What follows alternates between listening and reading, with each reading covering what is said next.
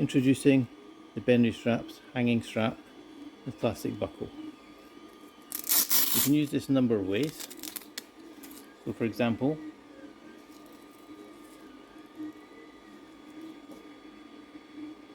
this is the hook part here, this is the loop part here, pull tight.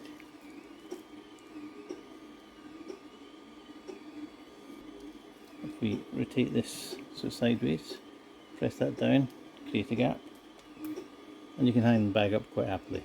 We could take our spade,